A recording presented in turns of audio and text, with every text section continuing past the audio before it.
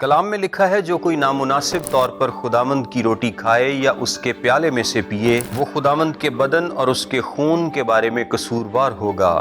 مناسب طور پر شامل ہونے کا مطلب یہ ہے کہ ہم خداوند کے گوشت اور خون میں شامل ہونے سے پہلے ان باتوں پر غور کریں، یعنی یسوع کے کفارے کے مطلب اور مقصد پر غور کریں۔ یہ تسلیم کریں کہ اس کے بدن اور خون میں شراکت صرف اس کے فضل کی بدولت ہے اور ہم اس لائق نہیں۔ پھر ہمیں چاہیے کہ ہم کلیسیا میں اتحاد اور محبت کے لیے اپنے رویے کا جائزہ لیں۔ اگر آپ کی زندگی میں کوئی بھی گناہ ہے تو اس کا اقرار کریں اور اس سے توبہ کریں۔ اگر ہمارے دل میں کسی کے لیے رنجش ہے یا ہم نے اسے معاف نہیں کیا تو اسے معاف کریں اور آپ کا دل شکر گزاری اور عزت اور تکریم سے بھرا ہو۔ ان سب باتوں کے کرنے کا مطلب یہ ہے کہ آپ مناسب طور پر خداوند کے بدن اور خون میں شامل ہوں گے، اور اگر آپ ایسا نہیں کرتے تو آپ قصوروار ٹھہریں گے۔ کلام میں لکھا ہے اسی سبب سے تم میں بتیرے کمزور اور بیمار ہیں اور بہت سے سو بھی گئے، یعنی نامناسب طور پر پاک شراکت میں شامل ہونے سے آپ بیمار ہو سکتے ہیں یا آپ مر سکتے ہیں۔ یہ انتہائی سنجیدہ معاملہ ہے، اور اگر آپ نے توبہ نہیں کی یا یسوع مسیح کو اپنا شخصی نجات دہندہ قبول نہیں کیا تو پاک شراکت میں شامل ہونے کا سوال ہی پیدا نہیں ہوتا۔ یہ بہت ہی نامناسب ہوگا۔